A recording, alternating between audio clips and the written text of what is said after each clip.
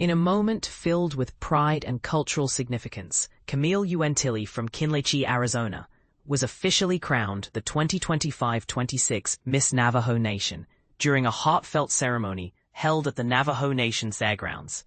This win is not just a personal achievement. It carries the weight of cultural responsibility and the promise of a journey dedicated to preserving and promoting Navajo traditions, language, and community values. Uentillie, who belongs to the Tsinagini clan and was born for the Tlashi clan, comes from a deep lineage with her maternal grandfather from the Ahani clan and her paternal grandfather from Ditka. Her roots run deep, with strong family ties to her parents Charlene and Larson Uentillie.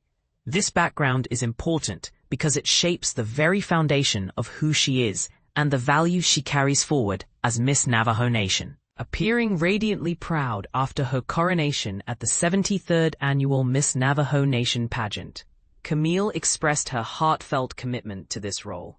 "Winning this title means so much more than the crown," she said. "It means that the teachings of my family, our language, and our culture will be carried forward. I'm excited to meet new people and continue the important work that past Miss Navajos have dedicated themselves to." At 25 years old, Camille's motivation to compete was sparked by a deep concern for the younger generation within her community. She shared, "The inspiration behind my decision to run came from my community, especially the youth.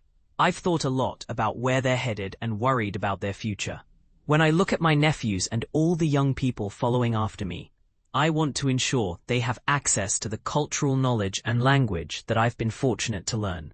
My hope is that this journey only strengthens those ties, and I'm eager to pass this on."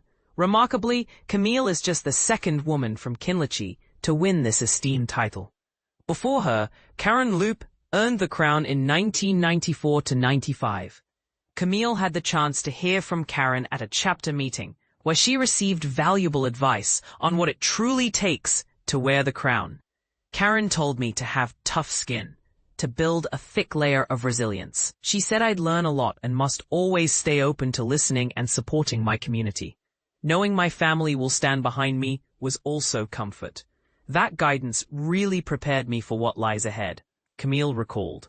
During her reign, Camille plans to focus intensely on engaging youth through community initiatives and promoting Navajo language learning.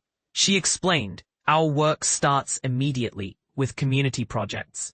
I want to find ways to connect with young people, whether through sports or local chapter meetings, and spark their interest in our culture.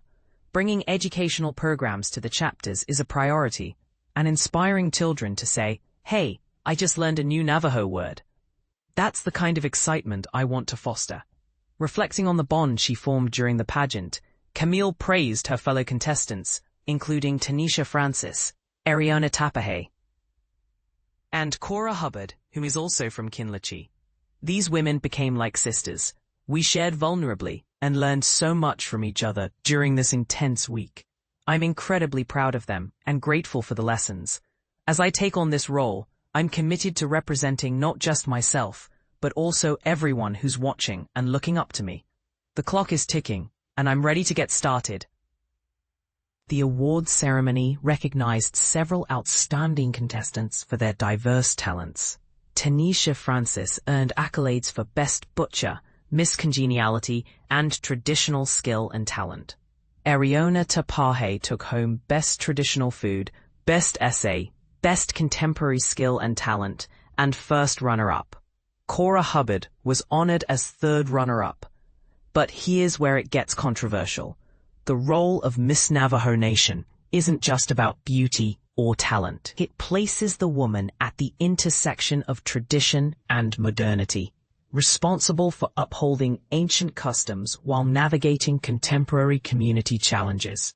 How much pressure should these young women bear, and can the pageant truly represent the voices of Navajo youth effectively? These are questions worth discussing. As Camille Uentillie steps into her role as the face of Navajo culture, the year ahead promises dedication, resilience, and a profound connection to heritage. What do you think about the responsibilities placed on Miss Navajo Nation? Is this pageant an effective platform for cultural preservation? Or does it risk placing too much burden on one individual? Share your thoughts and let's start the conversation.